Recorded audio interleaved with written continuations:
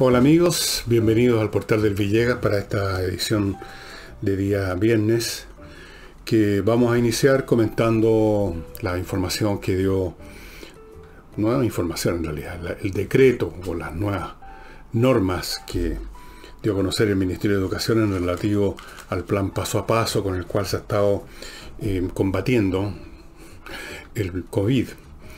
Y estas nuevas medidas van a estar vigentes a partir del próximo jueves. O sea, no es de inmediato. Y hay muchos detalles, yo voy a referirme a las cosas más generales solamente. Si ustedes están interesados en los detalles, los tienen ahora mismo en la prensa, ahí los pueden revisar. ¿Para qué lo voy a hacer yo?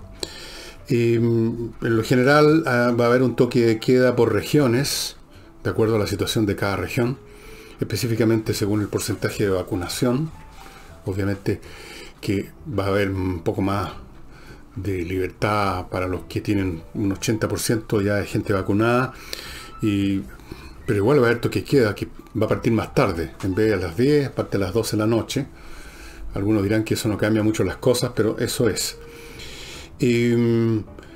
Restaurantes, cines, gimnasios, teatros, fuentes de soda, etcétera, lugares públicos, van a poder abrir de acuerdo a ciertas normas muy específicas a partir de la fase 2.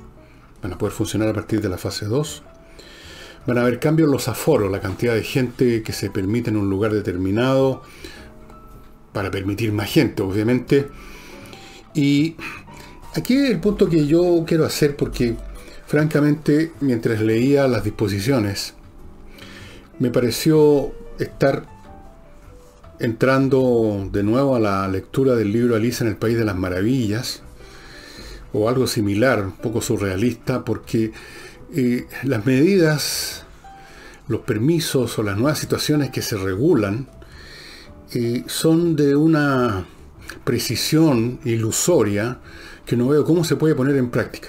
Por ejemplo, decir que en tales circunstancias, cualquiera que estas sean, solo puede haber una persona por 10 metros cuadrados.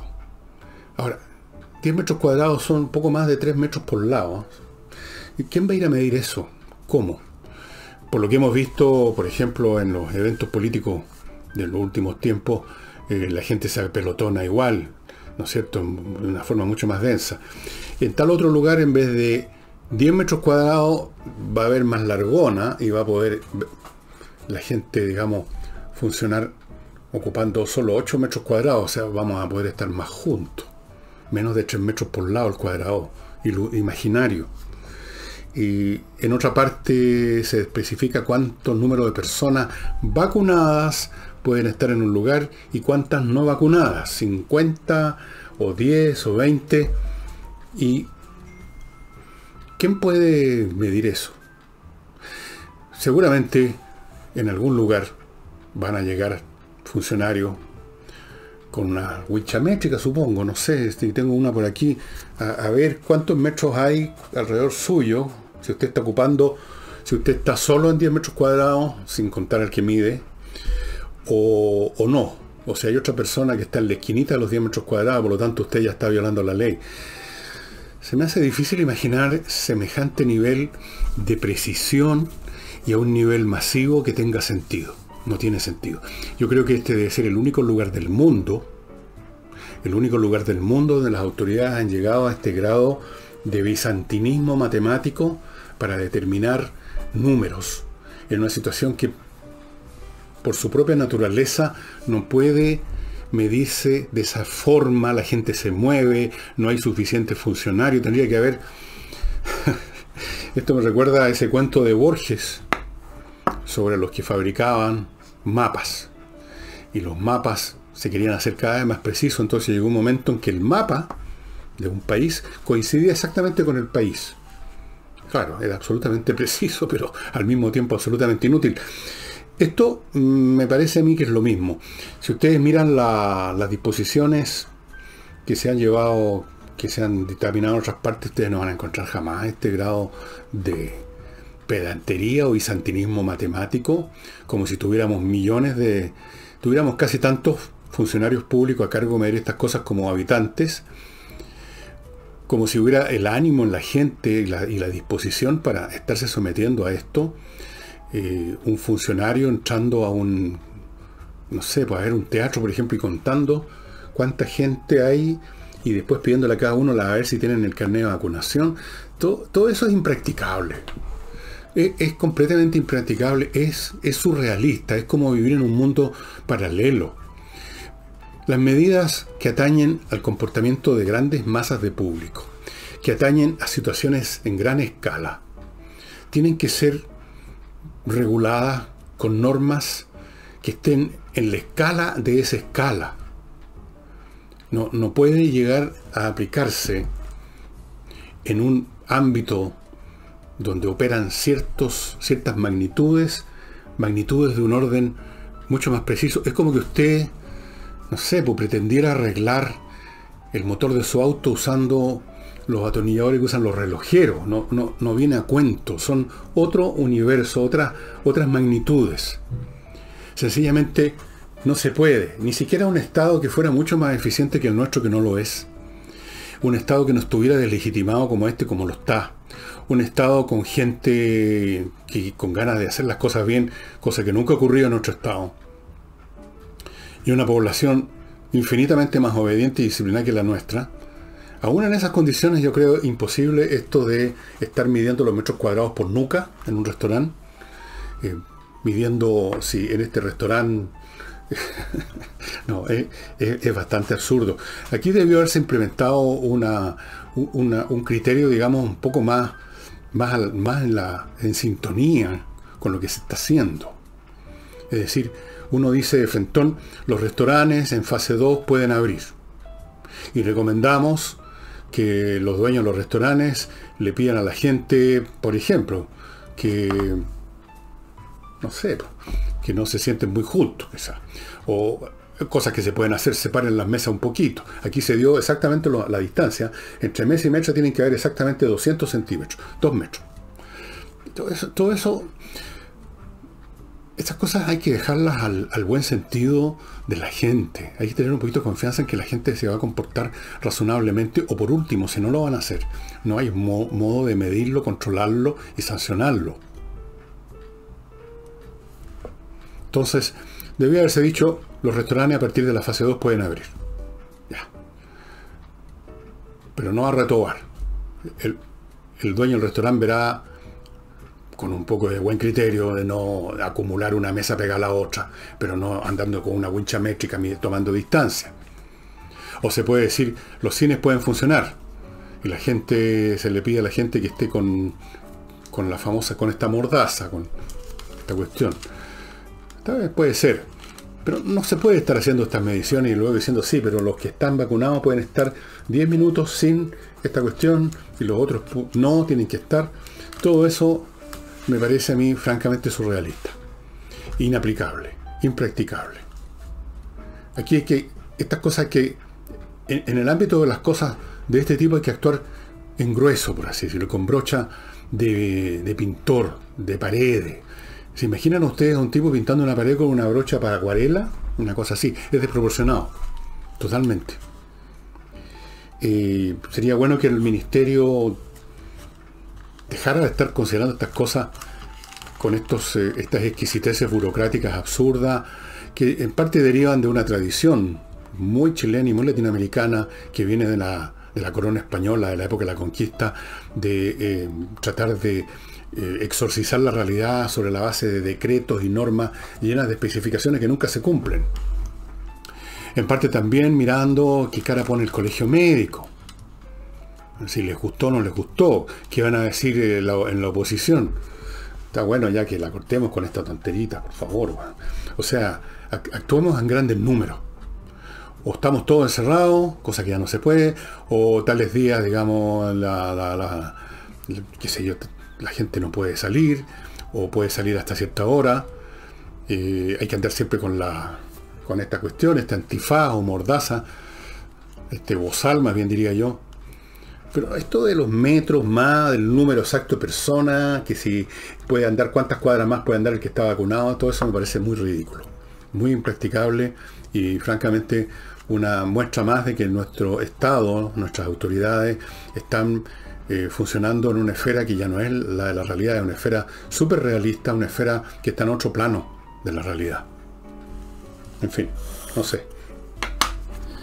Pero, dejando de lado eso, que la práctica y la realidad misma se va a encargar de convertir en algo que no tiene ninguna vigencia, porque yo creo que no va a haber ningún restaurante donde se esté con un contador viendo el número de personas y midiendo los metros. Eso no va a suceder, simplemente la gente ahora va a empezar a llegar a los restaurantes. Eso es.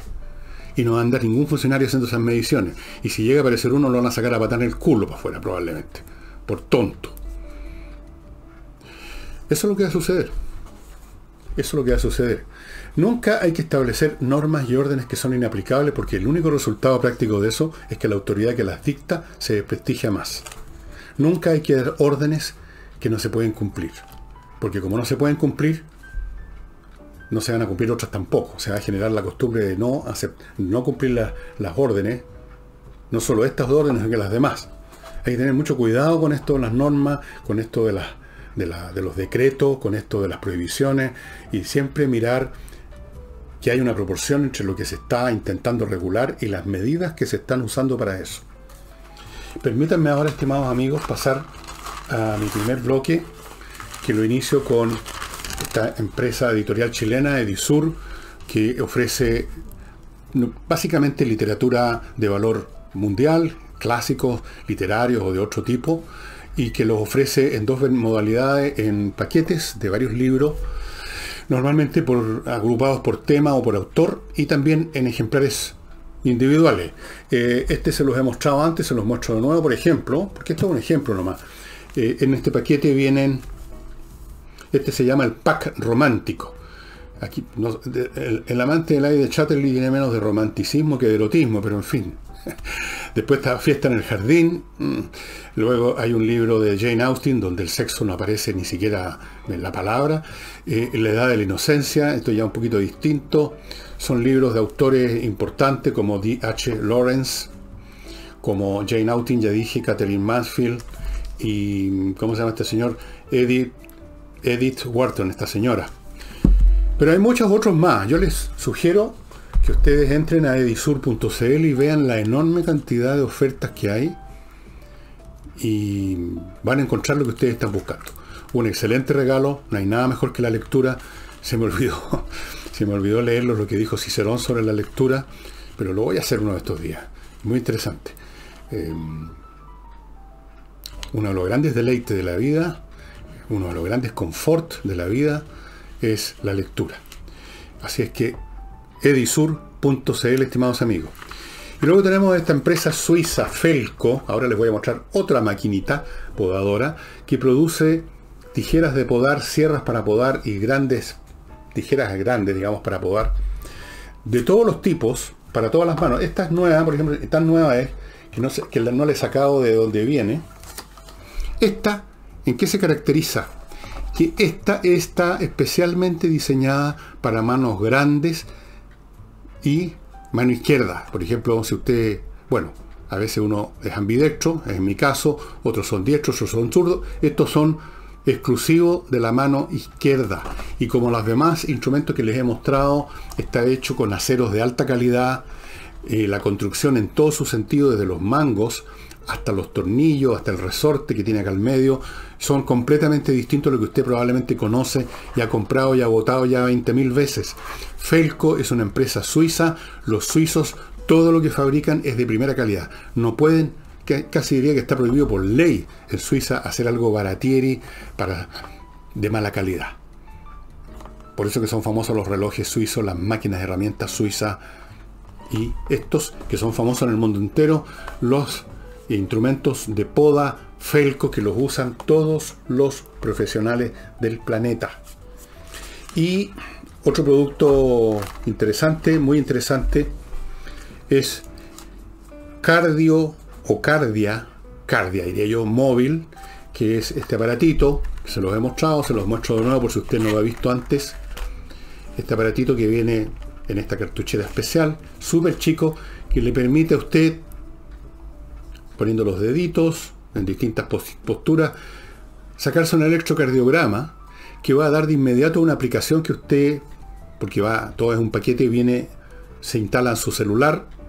Usted sabe, un celular en el fondo es un computador en miniatura, y de ahí va a dar al centro donde hay unos especialistas que en unos minutos van a estar viendo su electrocardiograma, y si acaso es necesario tomar alguna medida, alguna acción, la van a hacer. En otras palabras, usted no tiene que estar sacando horas en hospitales, centros médicos, para hacerse estos exámenes y gastar una mañana, una tarde, quizás de qué día, cuando a lo mejor quizás usted necesita hacerse ese examen de inmediato. El corazón es muy complicado.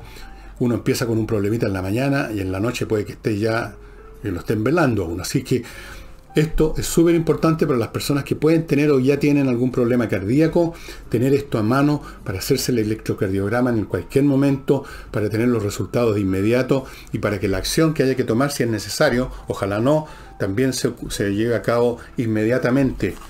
AviCare es la empresa que pone a su disposición tanto este aparatito como el servicio completo, el servicio, el paquete, que incluye este aparato, la aplicación en el celular y la atención que van a estar disponibles para usted todo el tiempo estos personas de especialistas. Así que pónganse en contacto con la dirección que ustedes están viendo a mi derecha, y especialmente si es una persona que puede tener o tiene algún problema cardíaco, yo creo que es recomendable tomar medidas a tiempo.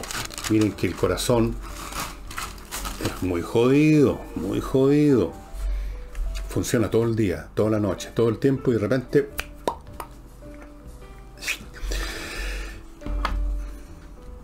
los colegios y los jardines también podrían abrir, según este nuevo plan, en la fase 1. Y a propósito de eso, tengo aquí anotado, el colegio de profesores, por supuesto, tenían que estar en contra. Que esto es una medida apresurada. Pero no solamente dijeron que era una medida apresurada. Después, entusiasmados con su propia retórica, dijeron que estas acciones eran criminales. Criminales. ¿Qué pasa con el colegio médico? Con el colegio médico, otra historia también. ¿Qué pasa con el colegio de profesores? ¿Qué pasa con muchos profesores? No todos. Y por lo tanto, ¿qué pasa con el colegio que es el que eligen esos muchos profesores? Por lo que yo recuerdo desde niño, yo estaba en un colegio privado, un colegio cura. Los profesores no eran fiscales, pero eran profesores normalistas, estaban vinculados a la profesión, estaban vinculados probablemente al colegio de profesores, supongo. Y ya en ese entonces se comentaba en los círculos de los adultos que uno escuchaba hablar, o en la prensa salía de repente, que el colegio de profesores era un organismo gremial particularmente jodido, rezongante, izquierdoso. De ahí, del colegio de profesores, se originaron más de algún movimiento importante sindical, huelga, paro, marcha, más de alguno. Los profesores tenían, y yo me acuerdo desde cabros chicos, después esto lo seguí escuchando en la universidad, los profesores tenían cierta fama de ser personas con cierta inclinación, muchos de ellos, a la rabia, el resentimiento y el rencor, porque se decía que el profesor era una persona que no le había alcanzado en esa época el bachillerato para entrar a una carrera mejor. Entonces, que el profesor de biología lo que había querido ser era médico, pero no le dio el bachillerato. El que estaba haciendo clase de matemática había querido ser ingeniero, la misma cosa. Yo creo que en muchas ocasiones esta era una imputación injusta, pero quizás no tantas veces, porque después de todo, los profesores ya en esa época, y quizás más en esa época que ahora, eran personas desde el punto de vista del prestigio, desde el punto de vista de los ingresos, no estaban a la par de los abogados, de los ingenieros o de los médicos. Eso es la realidad. Tenían más prestigio que ahora, eso sí. En parte porque los profesores, el profesor promedio, era un tipo que conocía su pega. Yo tuve profesores de muchos ramos, idiomas, matemáticas, y los profesores eran notoriamente personas que conocían su materia. No eran profesores como los que me ha tocado ver en una sala de clases diciendo que el verano existe en el mundo porque la Tierra está más cerca del Sol. Cosas como esas que demuestran una ignorancia supina. o profesores de idioma que no conocen el idioma, o profesores de matemáticas que no saben resolver las ecuaciones más sencillas, o que se empiezan a enredar y inmediatamente dicen, bueno, abran la página tanto el texto. Lo que yo no he visto me lo cuentan alumnos. Yo tengo hijas que estuvieron en un colegio. Tuvieron un buen colegio, sí, con buenos profesores, pero tenían amiguitos que venían de otros colegios que les contaban. Hay problema con el profesorado. Es una profesión complicada donde no todos sus miembros son personas que llegaron a estudiar una pedagogía por vocación y la estudiaron bien y son buenos profesores. Esos son pocos, no son la mayoría. Y esta mayoría cada vez más rezongante, cada vez más molesta, normalmente, por lo tanto, tienden a derivar a movimientos de izquierda, protestatarios. Uno a veces los veía en la sala de clase tratando de algún grado, en esa época mucho menos que ahora, de evacuar, de adoctrinar a los cabros con alguna manera de decir las cosas, tratando de insinuar una postura política, sociológica, valórica. Entonces, digo todo esto para llegar a la conclusión de que en el colegio de profesores hay un número muy abundante de personas que están siempre, digamos, en una postura combativa, llamémoslo así, contra el sistema, contra la realidad, contra las autoridades, contra el capitalismo, contra los apoderados, contra la sociedad, contra todo. Y ahora están en contra de volver a clase porque parece que muchos de ellos, no todos, les agrada esta situación actual. No sé qué ventajas obtienen. A mí una profesora me dijo que en el fondo estaban trabajando como nunca por esto de las clases. Yo no sé, es muy fácil decir eso. Es muy fácil decir, yo estoy trabajando como nunca. Uno puede decir cualquier cosa. Pero voy a creerle. Voy a creer que hay profesores que están trabajando como nunca. Pero también voy a creer de que hay muchos profesores que están trabajando menos que nunca. Y voy a también a creer de que el colegio de profesores es un organismo absolutamente entregado a las manipulaciones de la izquierda, específicamente el Partido Comunista. Entonces, acusar aquí a quien sea de criminales, porque están diciendo que en fase 1 los colegios pueden volver, a pesar de que ya es un hecho científico, un hecho estadístico, originado en todos los países del orbe, que los niños tienen una bajísima tasa de contagio, bajísima, y dentro de esa bajísima tasa, una bajísima tasa de tomarse la enfermedad, de que la enfermedad desarrolle mucha fuerza, y dentro de esa poca probabilidad, mucho menor de que se hayan fallecimientos, cosa que por lo demás puede ocurrir con cualquier enfermedad con un niño, pero no. Son criminales. Son criminales los anuncios, estimados amigos, para el colegio de profesores, a pesar de que una gran cantidad de chilenos, desde luego, que se organizaron en una unión, están haciendo campaña pública para terminar con esta cuestión, para que se abran los colegios, porque aquí hay otro tema. Si están tan preocupados de la salud, los señores profesores de este gremio debieran preocuparse de la salud mental de estos alumnos y de los padres. Alumnos, los niños son frágiles, todo el mundo es frágil, los niños son muy frágiles, los jóvenes son muy frágiles, los adolescentes especialmente frágiles, porque no son ni chicha ni limona, no son ni adultos ni niños. Por eso que se usa la palabra adolescente, de que adolecen ese estado. Entonces esto de que se les hayan roto sus vidas cotidianas, de verse con sus amigos, sus compañeros de curso, sean buenos o malos estudiantes, pero en fin, hacer la vida social que significa el colegio, ha sido muy dañino para muchos cabros. Hoy día mismo, hoy en la mañana, hablé con una persona de un centro médico que me contaba de casos que han tenido que atender sus especialistas en psiquiatría de niñas y niños que estaban intentando cometer suicidio. Pero eso, el colegio de profesores parece que no lo toma en cuenta, no lo considera, está preocupado solo del COVID y está preocupado, digamos, con los datos equivocados, y yo creo que está preocupado por las razones equivocadas, por razones políticas. Creo que el colegio médico y el colegio de profesores son dos de los colegios que claramente se convirtieron en instrumentos de un partido político. Instrumentos. Una vergüenza. Estoy seguro que la gran mayoría de los profesores, incluso los que hayan votado por estos dirigentes, les da vergüenza ajena lo que se está viviendo. Estoy seguro de eso. ¿Cómo medirlo? No sé. Por supuesto, puedo estar equivocado. Puede ser de que una minoría de profesores quisieran volver a clase. Pero como soy optimista, como trato de ser positivo, quiero creer que la mayoría de los profesores, así como la mayoría de los chilenos, quieren volver a trabajar, y no al revés de que la mayoría de los chilenos, la mayoría de los profesores y la mayoría de todos los demás quieren quedarse en sus casas recibiendo bonos y no haciendo nada. Porque eso sí que sería un punto de vista pesimista, ¿no creen ustedes? Y ahora, estimados amigos, me vais a permitir pasar a mi segundo bloque, que lo inicio con inviertanusa.cl, una manera de invertir en Estados Unidos súper cómoda y súper eficiente. Usted se contacta con esta empresa en la internet que se llama inviertanusa.cl, una empresa chileno-norteamericana, y ellos le van a facilitar todo el proceso.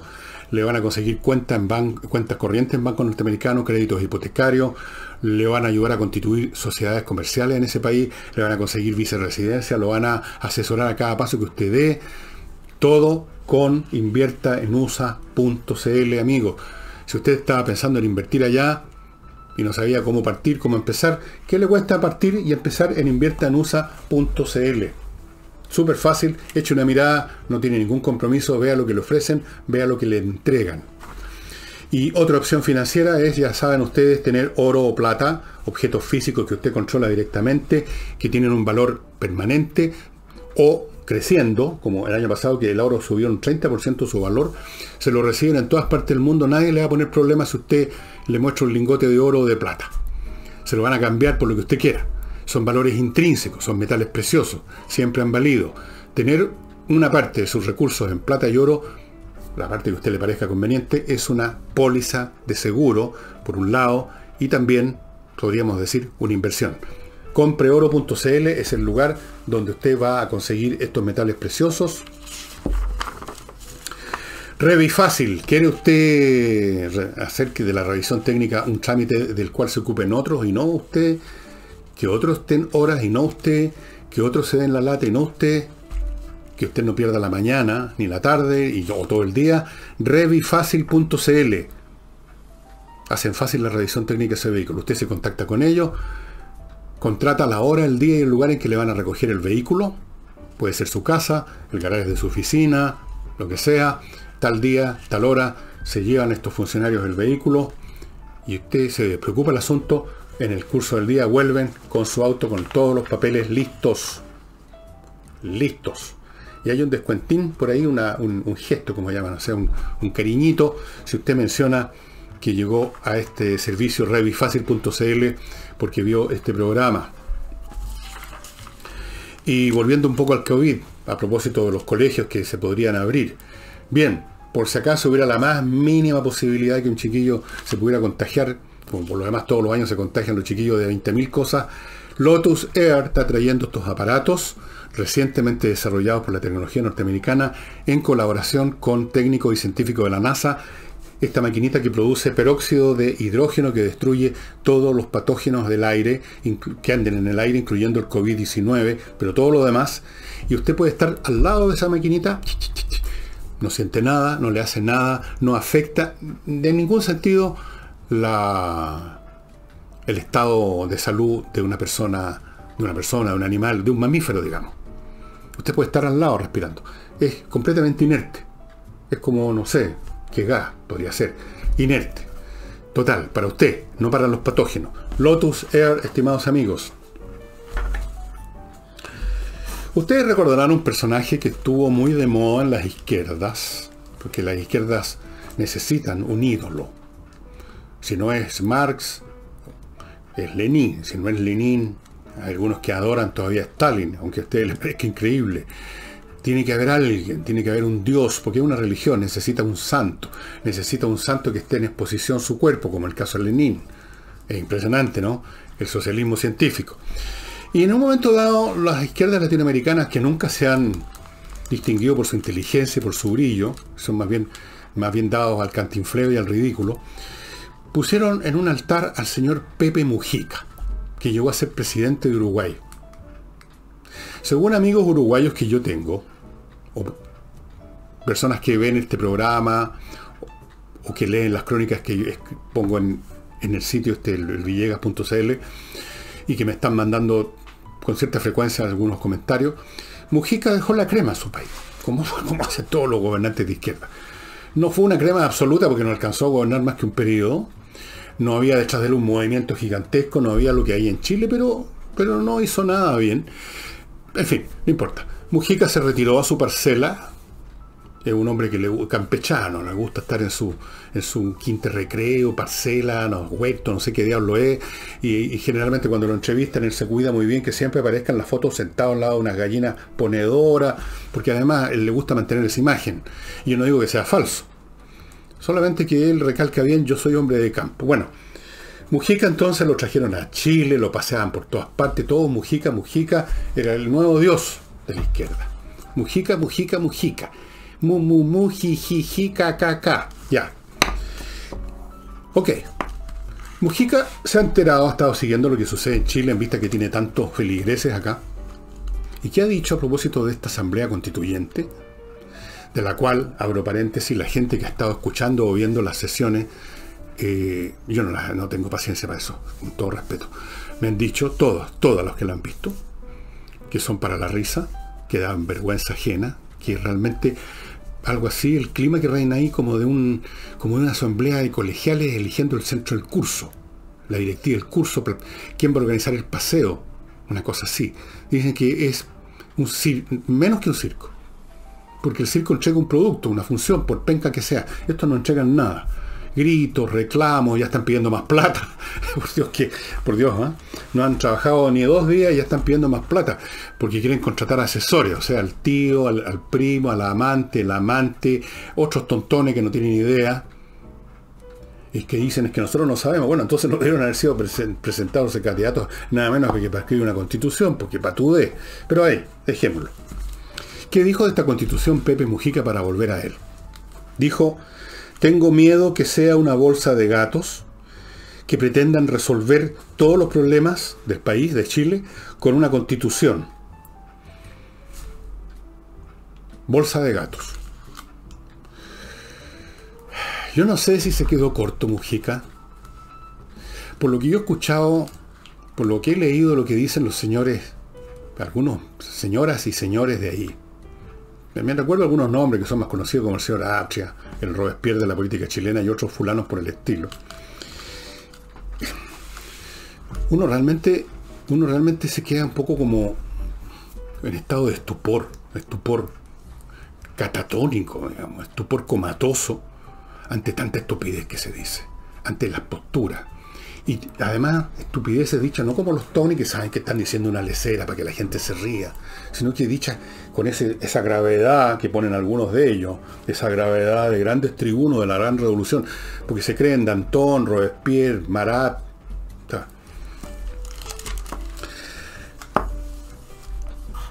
Ahora, es un mal general de la cultura latinoamericana por sus orígenes en la monarquía española, que era el estado más atrasado de Europa, el más reaccionario, el más cavernario, el más estúpido, digámoslo, en otras palabras. Un reino completamente dominado por el fanatismo, el dogmatismo religioso, un reino donde habían echado a los sectores más productivos y eficientes e inteligentes de la nación, los habían expulsado. Un país que vivía con unos señoritingos, los don, se llaman, los don, dueños de grandes extensiones ganaderas, donde una masa de gente casi al nivel de la indigencia mantenían esa, sí, mucho trabajo. La ganadería no requiere más que andar correteando detrás de los animales, cuya lana iba a dar a los lugares donde sí había gente produciendo, trabajando, inventando y desarrollando, ¿no es cierto? En telares estaban, no telares todavía, pero se está, la industria del vestuario se basaba en la lana en las ovejas que eran apacentadas en España. Un país súper atrasado, con una estructura burocrática súper, hiper desarrollada, a nivel canceroso, tumoral. ¿No les recuerda un poco Latinoamérica? Y donde todo se pretendía manejar con decretos, con leyes, con algo que una persona que me mandó un mail muy interesante llamó y voy a usar su término, chamanismo. El chamanismo político. El chamán, ustedes saben, es el brujo de la tribu que pretende controlar la naturaleza sobre la base de pases mágicos. Lo que yo llamaba acá, en muchas oportunidades, el pensamiento mágico primitivo, porque eso es lo que es. Bueno, él le puso un nombre más corto y me gustó, el chamanismo político. O sea, el chamán que pretende que las cosas se resuelven con frases, con discursos, con decretos, con leyes. En este caso, con constituciones.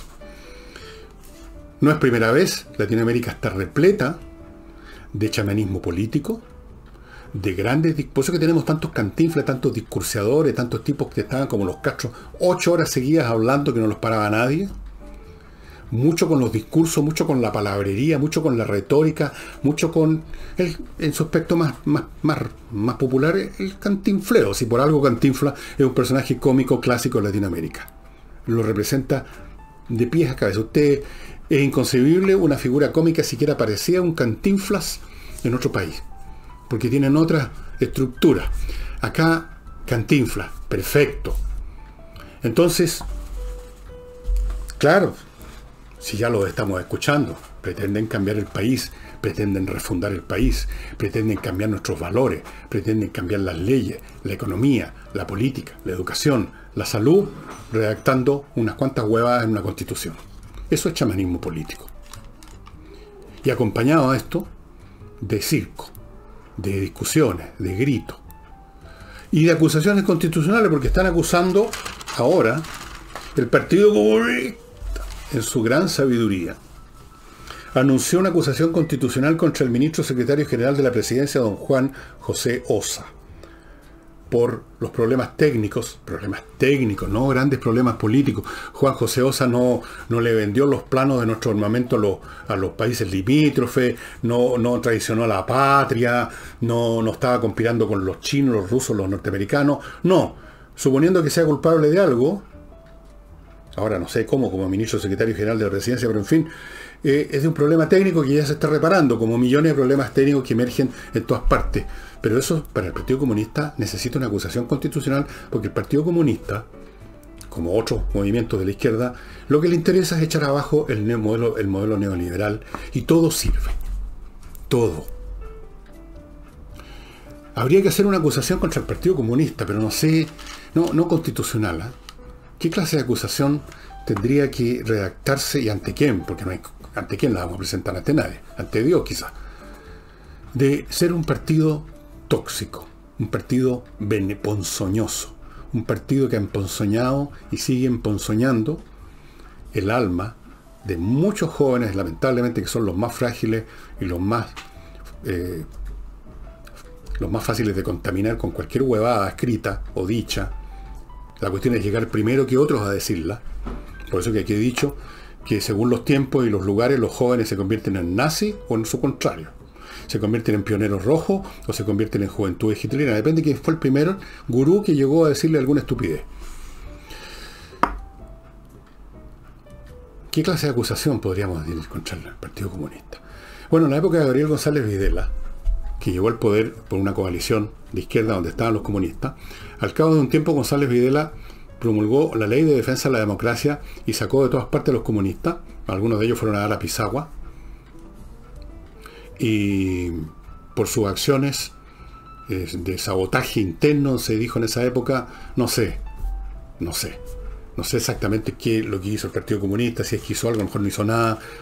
A Gabriel González Videla después lo odiaron, era una bestia negra de la izquierda, pero hasta el día de hoy es uno de los que está en su Museo de los Horrores, Gabriel González Videla.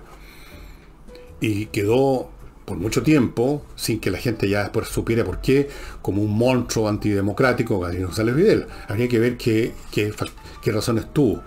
Yo no estoy pidiendo una ley antidemocrática o una ley de defensa de la democracia contra el Partido Comunista. Estoy diciendo nomás, estoy especulando en una especie de juego, que si aquí hay alguien que tiene que acusar a alguien, es el país acusar a los comunistas de haber estado organizando, planeando, pensando, desde 2006 o 2007, de las más diversas maneras, todo lo que estamos viendo ahora.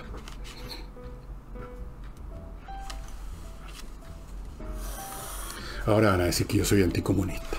Por supuesto, que soy un enemigo objetivo del comunismo. Efectivamente, lo soy. Soy anticomunista. Soy anticomunista como soy anti muchas cosas que encuentro nefastas para la salud personal y de una colectividad. Soy anti-nazi, soy antirracista, soy anticomunista. Y soy anti las grasas poliinsaturadas también, por si acaso. No sé, algunas otras cosas. Lo que es pernicioso, uno tiene que estar en contra, por supuesto.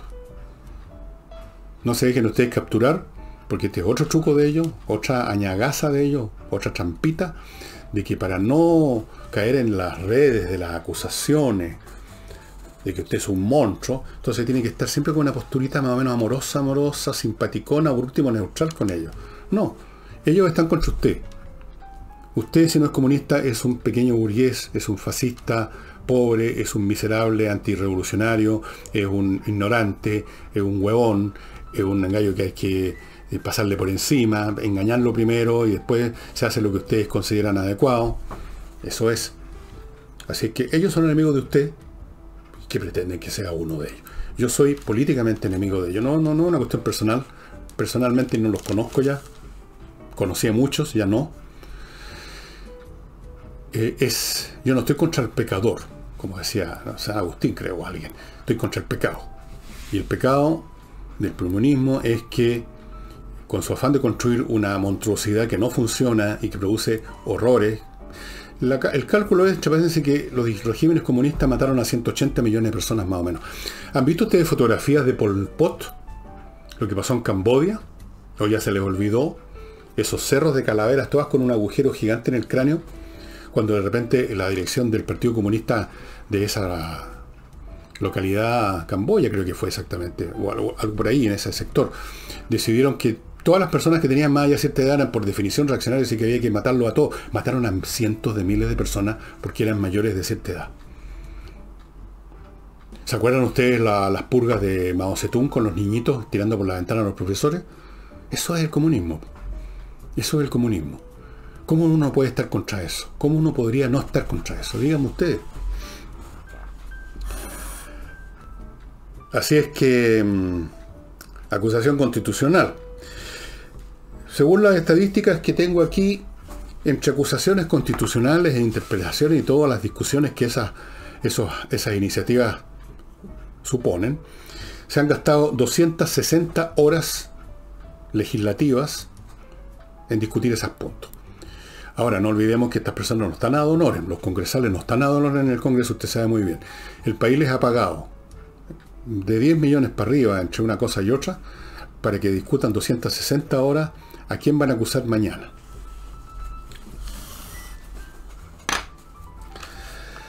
Permítanme pasar, amigos,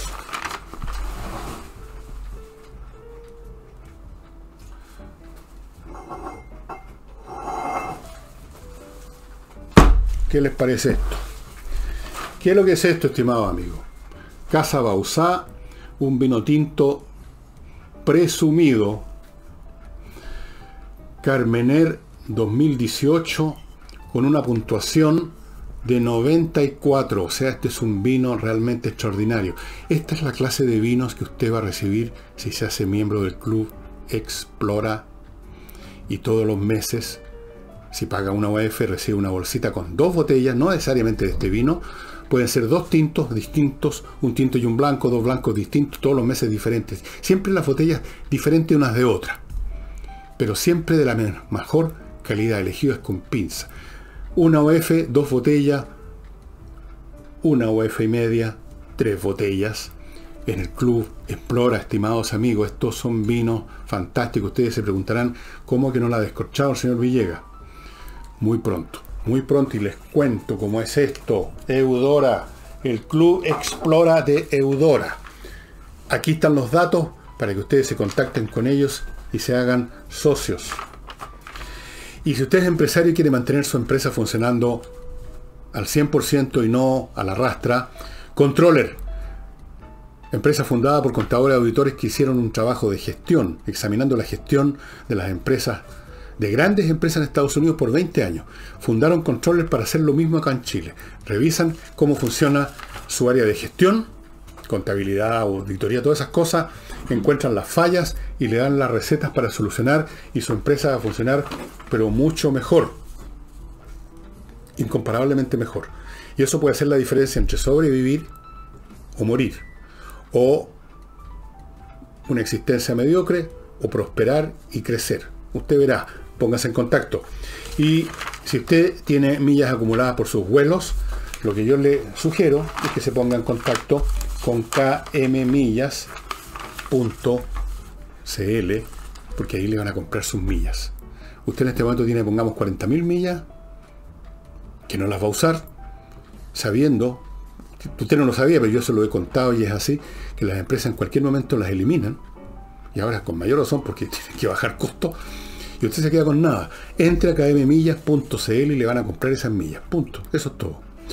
Y espacioajedrez.com, amigos, pronto estén alertas, se van a iniciar nuevos cursos dictados por el maestro internacional de ajedrez Pablo Tolosa. Son cursos excelentes. Los feedbacks que tengo yo, y alguno de ellos muy cercano, pero súper cercano, un sobrinito, digamos, o nietecito, según como se vea, que está en los cursos feliz. El cabro ya era habiloso, pero ahora está aún más adiestrado.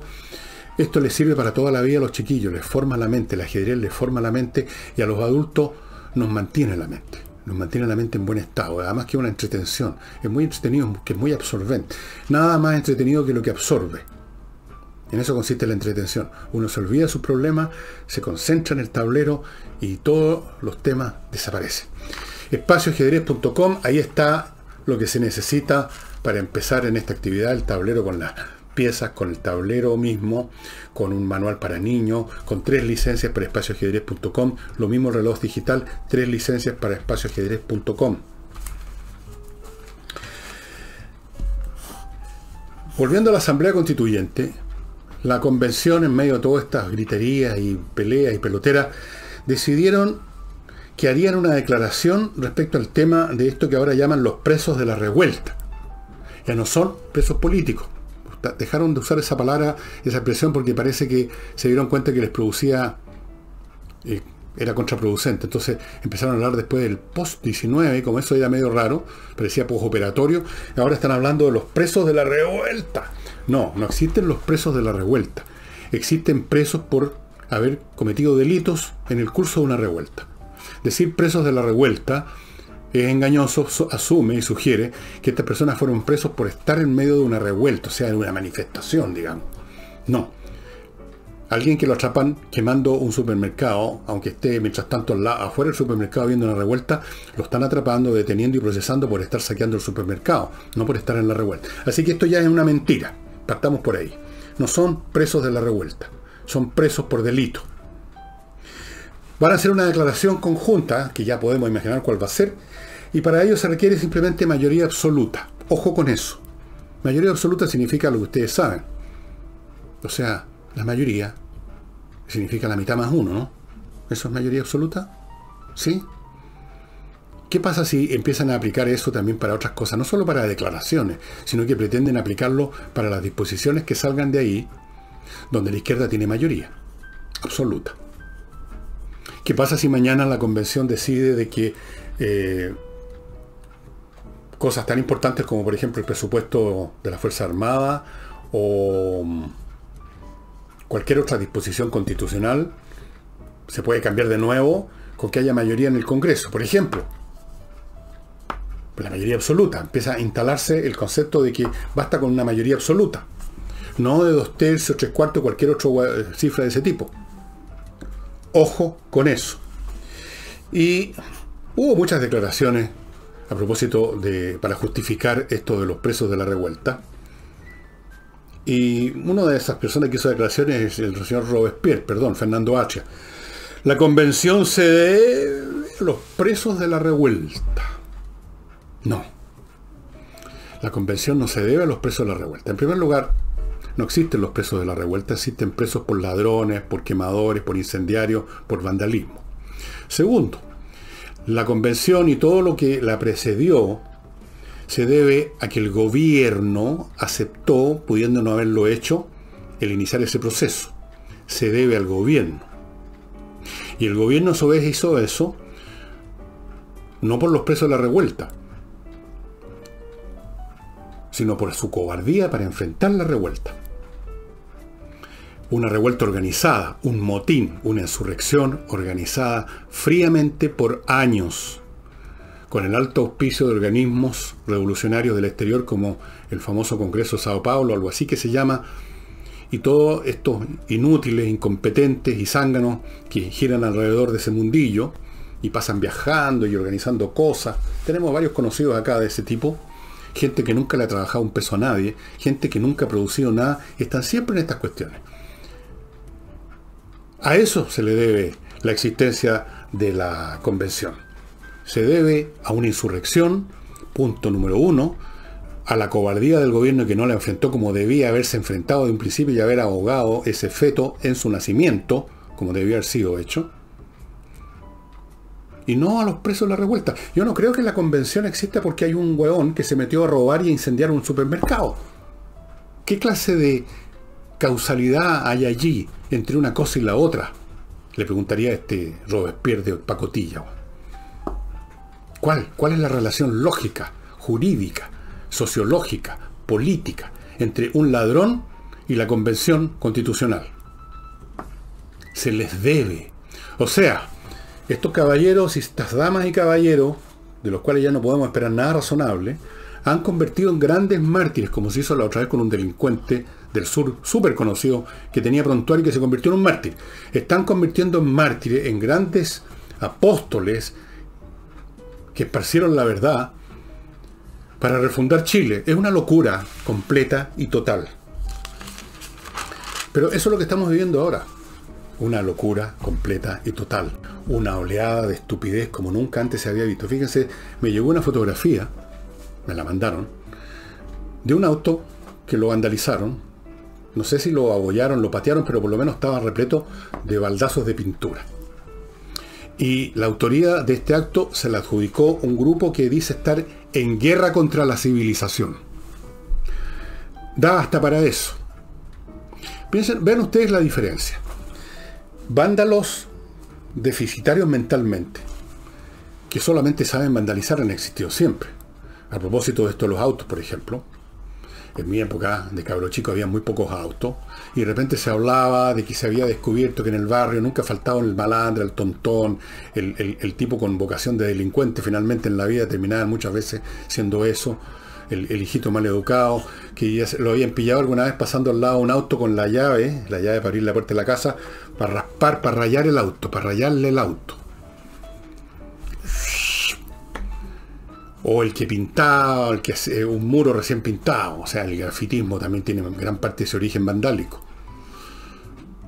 Pero era un individuo y se le consideraba como un pobre y triste hueón que no se le ocurría nada mejor en la vida que rayar, que romper algo con la llave, o sea, rayar un auto, por ejemplo.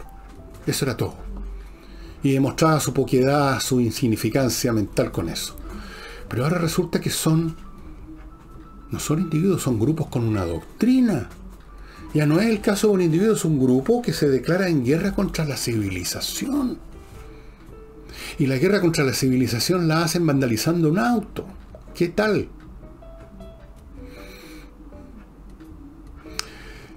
Los bárbaros. Los bárbaros. Llegaron los bárbaros, estimado amigo. No he olvidado nunca ese artículo que escribió alguien que se llamaba, escrito cuando recién empezaba esto, incluso antes de la insurrección de octubre, en la época en que estaban de moda, para los periodistas siempre tan inteligentes, los pingüinos, estos niñitos idealistas. Y este señor escribió una columna que se llamaba La Revolución de los Tarados. Y hubo muchos comentarios, pero ¿cómo? ¡Qué exageración! ¿Cómo puede decir esto? Estos chiquillos, buena onda. La Revolución de los Tarados. En esta ola viene de todo. Vienen los juristas, con serios, graves, no, que siempre, yo desde siempre, hasta cuando tenía pelo, he pensado esto. Y en el otro extremo vienen los que están en guerra contra la civilización y vandalizan. Un amigo, un casi ex amigo que tengo en Inglaterra, que fácil es ver las cosas con altura de mira, entre comillas, cuando se está lejos, ¿no?, de los acontecimientos. Hablaba de que los epifenómenos, que todas estas cosas son epifenómenos de un proceso de fondo. Bueno, lamentablemente, los seres humanos vivimos en el epifenómeno. No vivimos en la larga duración del historiador Brodel, no vivimos en las estructuras, en las infraestructuras, no vivimos en los grandes procesos, sino que vivimos en el epifenómeno, en el día a día. Entonces, tuve un pequeño problema técnico que espero que se haya mejorado, que lo hayamos corregido. Les recuerdo Lavoclub, detergente para la ropa, para la vajilla, excelente, biodegradable, hipoalergénico, amistoso con el medio ambiente. Lavoclub. Hey, el corredor más rápido de Chile, porque tiene métodos muy expeditivos, muy innovativos y trabaja todo el santo día como animal, vende mucho más rápido, administra mejor propiedades. Ángel Hey. Notariospress.cl para hacer sus trámites notariales en cuestión de minutos en vez de horas. Y Entrena Inglés, que es una academia que efectivamente tiene profesores de inglés, que saben enseñar y que están entregando sus clases online, lo cual es muy eficiente. Como ya cuando hay un fallo técnico en internet o en mi computadora o en lo que sea y la transmisión se tuvo que interrumpir, como me ocurrió, y luego hay que arreglar y parchar, uno queda tembloroso que vaya a pasar de nuevo, así que voy a ir de inmediato al libro que les iba a mostrar. Yo sé que hay muchísimas personas que quisieran repasar, reestudiar, releer o leer por primera vez quizá los diálogos platónicos, pero ¿qué pasa? Que cuando entran yo lo he hecho este ejercicio, entran a las librerías digitales, se encuentran con que prácticamente todos los libros de Platón son selecciones hechas por alguien, o sea, hay unos determinados diálogos y otros no. Y uno quiere tenerlos todos. O sea, si uno quiere tenerlos todos, es otra cosa. Entonces, yo he encontrado la respuesta a eso y es este tremendo libro, Las obras de Platón, donde están todos y sin reducir, sin editar, en un solo volumen las obras. Por lo tanto, aquí está La República, que en realidad no es un diálogo, tiene forma de diálogo, pero es mucho más que eso. Los trabajos de Platón.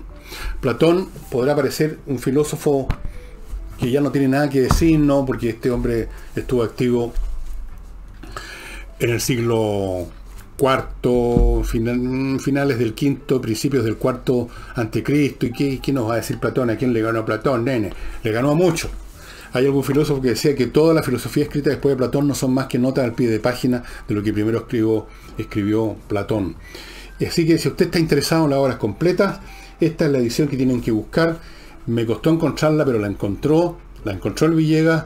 Está en Amazon. La editorial se llama Steve Books. Están otros libros interesantes aquí, el de la caída del Imperio Romano de Gibbon, la historia de Roma por Tito Livio, la Suma Teológica de Tomás de Aquino. Y bueno, está en inglés, por cierto, pero bueno, es lo que hay. Obras completas de Platón. Y ahora, estimados amigos, pongo fin a esta grabación porque ya no sé cuánto más va a durar. Y nos estaríamos viendo el sábado con algún tema que todavía no sé cuál va a ser. Tal vez me ponga a estudiar un poquito más el tema de estas guerras contra la civilización que algunos empiezan a anunciar.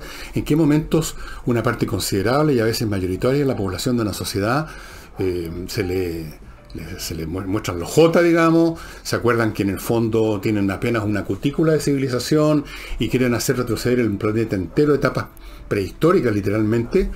Y consideran incluso en algunos casos que ese retroceso, que ese vandalismo convertido en doctrina y convertido en movimiento, al contrario, representa los más elevados valores del progreso. Eso es una variante moderna de este proceso que se ha visto en muchas partes, la revuelta de los de abajo, la revuelta de los picados, de los iracundos, de los resentidos, de los explotados a veces de verdad y otras veces que se creen explotados pero son simplemente resultado de sus propias incompetencias. Bueno, todo ese menjunje gigante, una y otra vez la historia ha mostrado que comienza a protagonizar un lapso a veces bastante largo de la historia que no es precisamente de los momentos más deslumbrantes de la historia humana. Puede ser que me metan eso a propósito de este grupo de jóvenes, me imagino, que le declararon la guerra a la civilización pintarrajeando un auto. Y eso sería todo, estimados amigos. Nos vemos.